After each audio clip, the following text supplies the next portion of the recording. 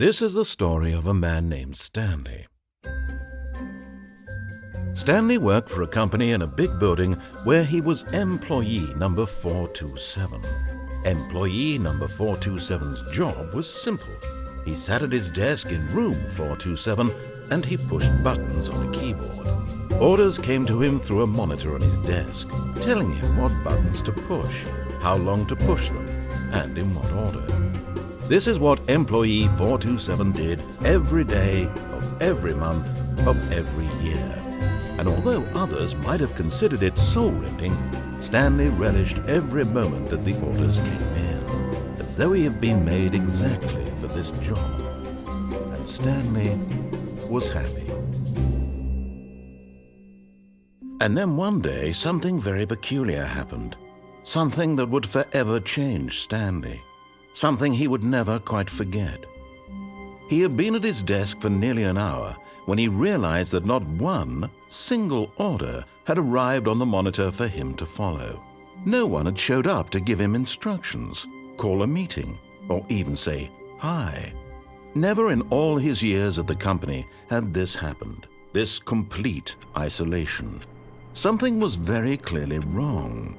Shocked, frozen solid, Stanley found himself unable to move for the longest time. But as he came to his wits and regained his senses, he got up from his desk and stepped out of his office.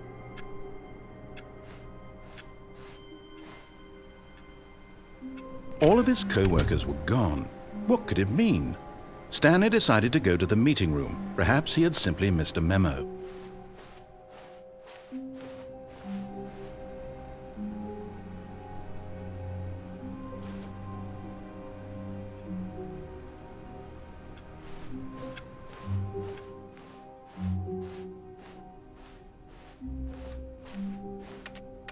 When Stanley came to a set of 2 open doors, he entered the door on his left.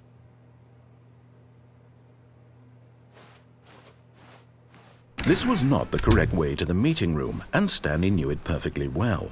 Perhaps he wanted to stop by the employee lounge first, just to admire it.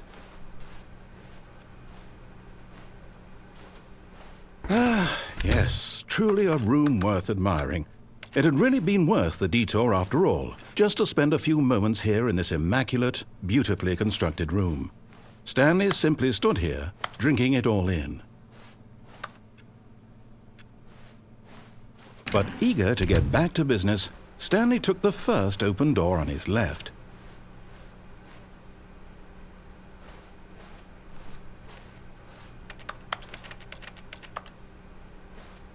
Stanley was so bad at following directions, it's incredible he wasn't fired years ago.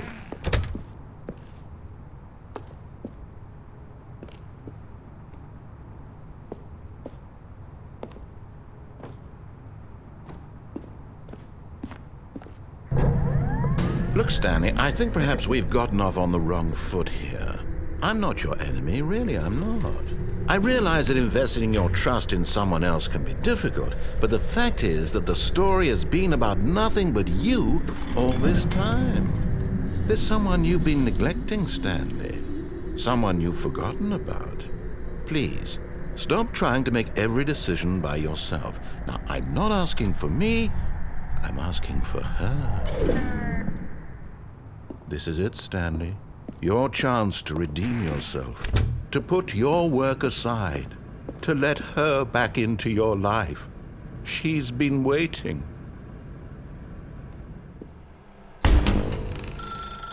That's her, Stanley. You need to be the one to do this, to reach out to her. If you can truly place your faith in another, then pick up the phone. As Stanley picked up the phone, a white light engulfed him, filling him not just with radiance, but with hope. Hope for a life reunited one... Wait. Oh, goodness. Stanley, did you just unplug the phone? No, that wasn't supposed to be a choice. How did you do that?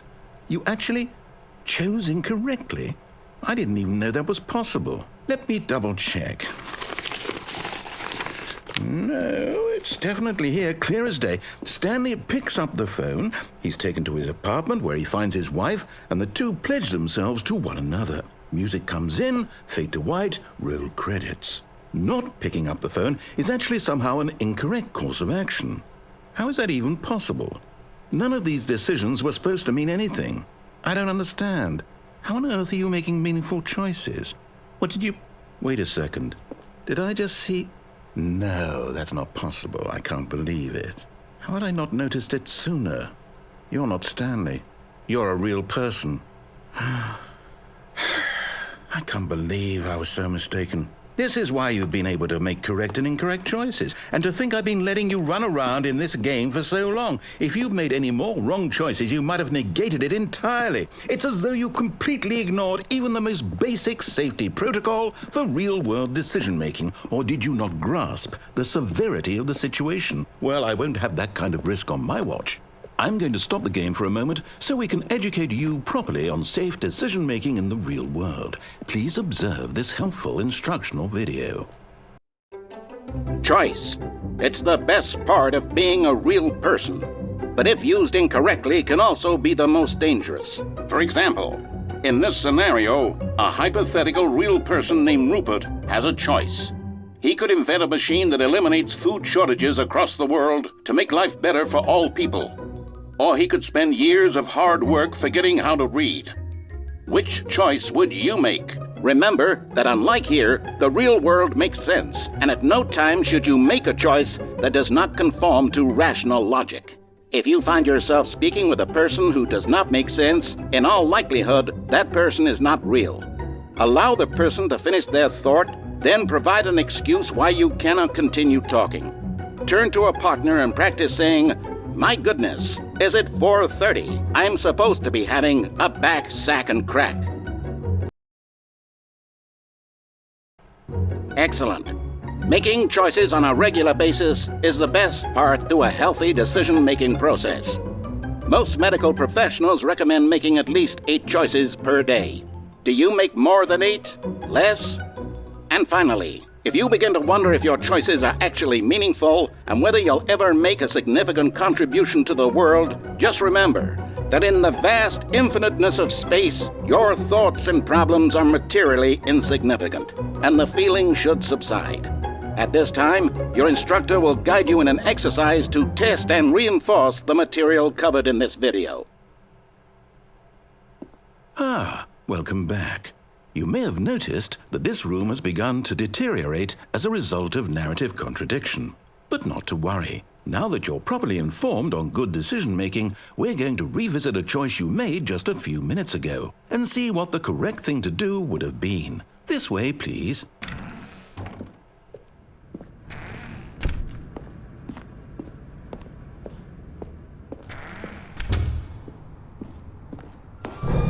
Now that we know your choices are meaningful, we can't have you jumping off the platform and dying.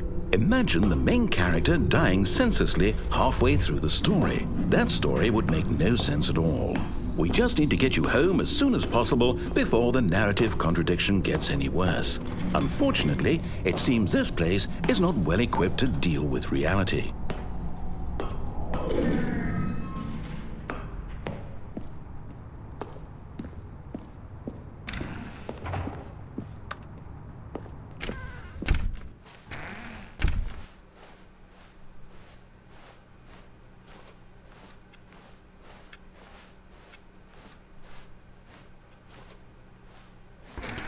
Almost there. You'll take the door on the left, back to the correct ending, the story will have resolution once again, and you'll be home free in the real world.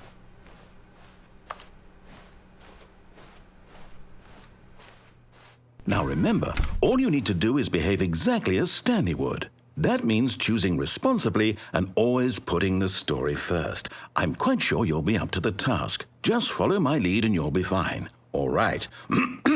When Stanley came to a set of 2 open doors, he entered the door on his left.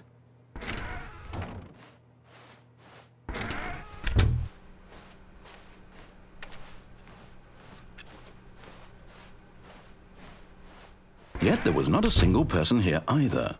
Feeling a wave of disbelief, Stanley decided to go up to his boss's office, hoping he might find... Coming to a staircase, Stanley walked upstairs to his boss's office.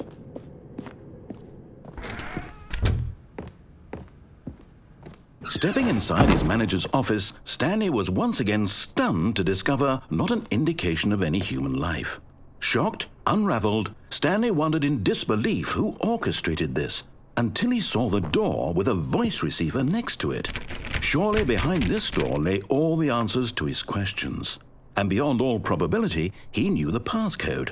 He had seen it on his boss's computer just last week. Nightshark 115. Was this the code to open the door? Would it still work? There was only one way to find out. Stanley had been trained never to speak up, but now he would draw from within himself the courage to face the unknown. He drew a sharp breath and then spoke the code.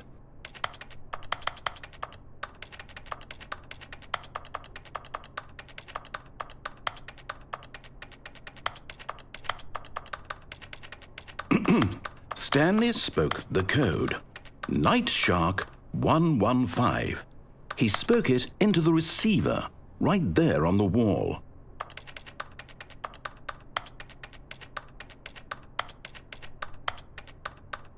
I'm sorry, is there a problem? You didn't mishear me, did you? Please speak the code into the receiver. Otherwise, we can't get on with the story. This is a crucial step.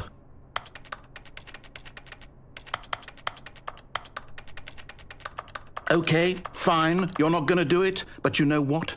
It's pretty humiliating to bring you this far, only for you to suddenly decide you have better things to do. I asked you for this one single thing, for your respect. The kind of respect Stanley shows for his choices. He knows what it means to take a story seriously.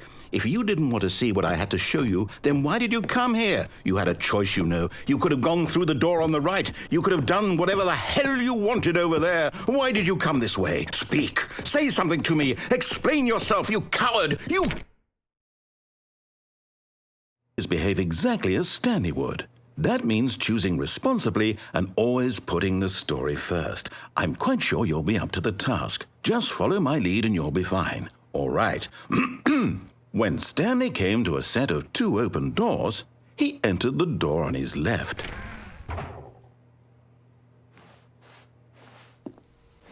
No! Why did you do that? Quickly, hurry back in the other direction. Perhaps we're not too late.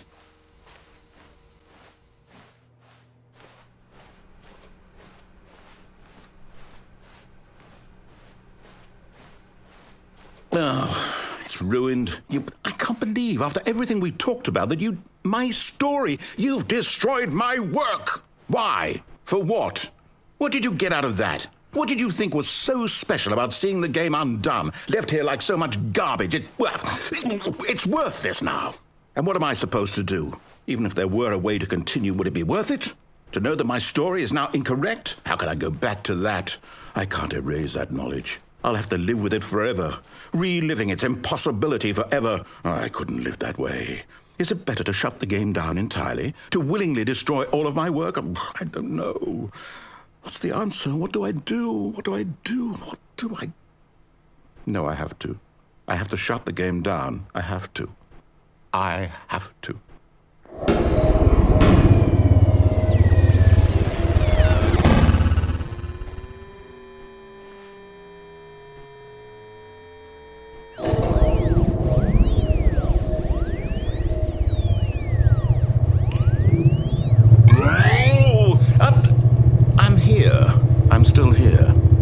Pile of rubbish with you who thought you were so clever. Now look where we are. My entire game is destroyed. It was the only thing in the world that was mine, and you've run it into the ground. What, did you think that would be funny? You just had to see? Didn't I impress upon you how important it was to be like Stanley? He actually knows how to do what I tell him to. He understands that if I say to do something, there's a damn good reason for it. That thought hadn't even occurred to you, had it? That there's a world outside of you? You're a child. Oh, my story. If you'd just gone through the door on the left, you would have seen it. There was a whole underground facility. You would have destroyed it and been victorious. It would have been so perfect. I worked so hard on it. I tried so hard to make...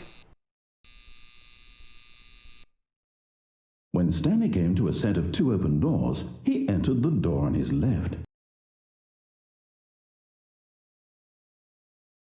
Stanley? Hello? Are you... Is everything okay? Stanley, please. I need you to make a choice. I need you to walk through the door. Are you listening to me? Can you hear me? Is everything all right? Stanley, this is important. The story needs you. It needs you to make a decision. It cannot exist without you. Do you understand me?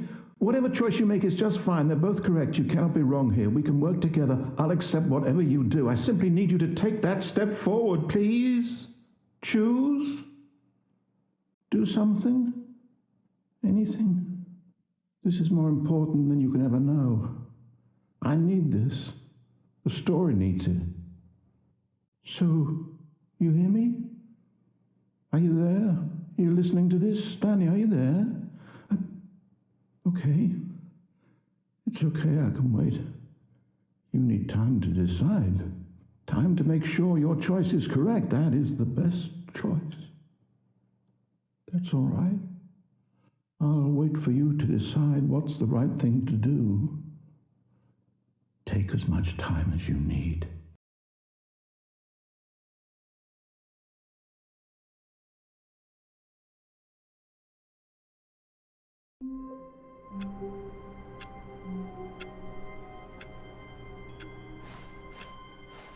All of his co-workers were gone. What could it mean? Stanley decided to go to the meeting room. Perhaps he had simply missed a memo.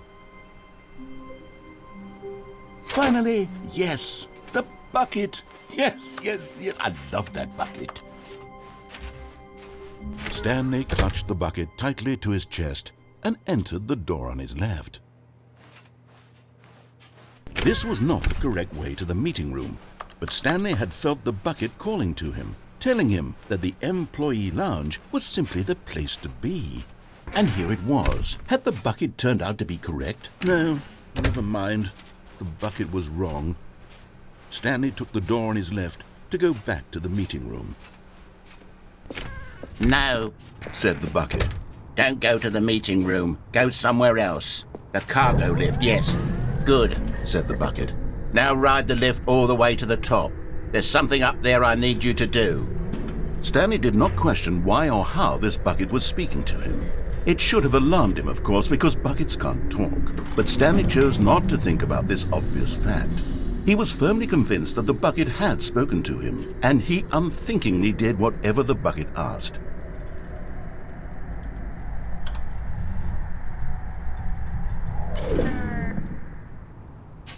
In here. Said the bucket. Go into this dark room over here. Stanley once again obeyed blindly.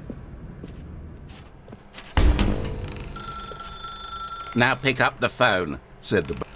Whoa, hold on. Why did you unplug the phone?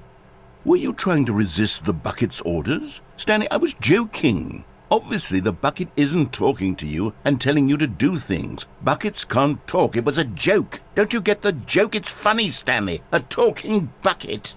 Can't you see? Oh, goodness. I must have really bungled up the delivery if you actually took me seriously. Where did I mess up the joke? Should I have paused for longer or spoken quicker? Comedic timing is so difficult. I wish I were better at it. But there isn't exactly an instructional video on comedy that one can watch to fully... Oh, wait, yes, there is. It's sitting right here. Let's take a look. What is comedic timing? What is comedic timing? How does it work? How long should it last? How can it be used to effectively silence your political enemies? And more importantly, can it be taught in its entirety within 90 seconds? Thankfully, the answer to all of these questions is yes. Let's dive deeper. If you've ever told a joke or made someone laugh, in all likelihood, you did it while standing 50 to 80 centimeters from them in a room of no more than 76 degrees Fahrenheit, with one of your arms raised straight upward at a 15-degree angle from your body. These are the optimal conditions for good comedic timing. To begin the joke, start by stating and spelling your name. Next, provide a brief synopsis of the joke, including the specific times at which the recipient of the joke will laugh, and then spell out your name a second time. With these steps complete, it's time to begin the humor. Speak the entire joke in no more than 18 seconds and no less than 13 and a half, pausing only for bathroom breaks when necessary. When the joke has concluded, it is customary to inform your listener that the joke is over by declaring in your loudest possible voice, "I'm Dunny with the funny." Let's practice screaming, "I'm Dunny with the funny" now. Good. This saying is a perfect example of expectations management, which is the cornerstone of good comedy. Finally, it's time to hand out surveys. Collecting hard data from your audience on how rapt they were throughout the joke is the only way to grow or learn as a comedian. An effective survey should be no less than 10 pages long and should include the same question reprinted several times, just to ensure the survey taker is actually paying attention and not simply filling in answers at random. And that's all there is. With these strategies at your disposal, you'll have audiences doubled over in laughter and even tripled over in laughter in no time at all. Just remember to let them stop laughing at some point, you gut-busting little scamp. After all, we're each of us needed on the front lines of the war to fight the 12-legged invader who threaten our very existence and who very likely die in a hailstorm of bullets and mandibles. All of us must be prepared to give our lives to this noble cause, just as our children must do after us, and their children after them. Godspeed, and may Earth reign supreme. Hey, goodness, this video is a little outdated, isn't it? Well, no matter. I think the fundamentals of proper comedic timing are still as relevant today as they were back then. So with that in mind, I believe the only way forward is for us to return to the two doors and walk through all of this again, so I can try telling my story with more appropriate comedic delivery. Come along, let's head back.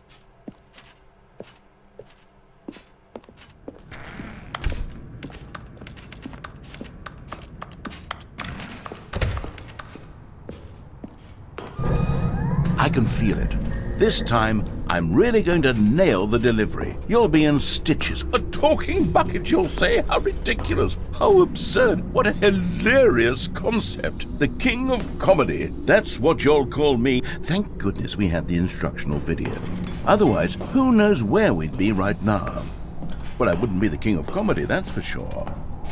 The bucket spoke to Stanley. The bucket spoke. The bucket spoke. Oh, I'll figure it out on the fly. No need to overthink things.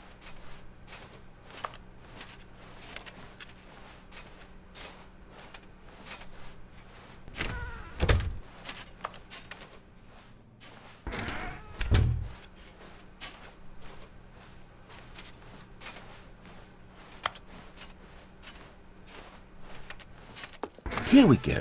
You ready? When Stanley and the bucket came to a set of two open doors, they entered the door on the left. No. You were supposed to go through the door on the right, leading back to the phone. Did you not even look at the instructional video? I think this is all covered very clearly. There's no way I can make the comedic timing work now. It's done. The joke is completely done and over. It's all your fault, Stanley. I'm going to be ridiculed in the community of other joke writers. I'm going to be shamed at every one of our meetings from now on. All because you couldn't watch a simple video and take a hint. Are you proud of yourself for bringing me down, Stanley? Are you proud? Here we go. You ready? When Stanley and the bucket came to a set of two open doors, they entered the door on the left.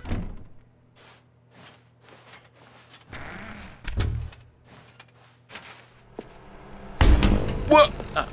We're back at the phone already? No. What's going on? There were supposed to be several rooms leading up to this. There was supposed to be a build-up to this point. A dramatic display of remarkable comedic wit which culminates in this scene with the phone. But now the timing's completely off. The joke will never land. Well, not the way it was meant to. And it's all my fault. I must have forgotten that the phone room comes immediately after the two doors room. What an egregious mistake. I've made a fool of myself. I don't deserve the title of King of Comedy. I'm nothing. I'm not even the lowliest joke-telling whelp. I think I think I need to go back and rewatch that instructional video again. Yes, surely that will help me improve my... Stanley, you love the bucket so much it's like you... it's as though all of your other most prized possessions pale in comparison. Yes. Well, let me try that again, Stanley. I heard that you are pale with shame over how unabashedly in love with a bucket you are. No? Still not? Is it the delivery? Pale with shame. Pale with shame? Pale... What's another word to describe a bucket? Stanley, this bucket is so metal, I think I saw it playing guitar. No. We're getting away from making fun of Stanley's obsession with the bucket, which was the whole point of this. I'm no good at these jokes. I need more instructional videos. That's exactly what it is. That's what will make me the king of comedy again. More instructional videos. Let's see.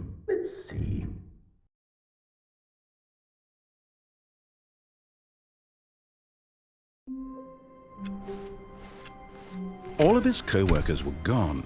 What could it mean? Stanley decided to go to the meeting room. Perhaps he had simply missed a memo.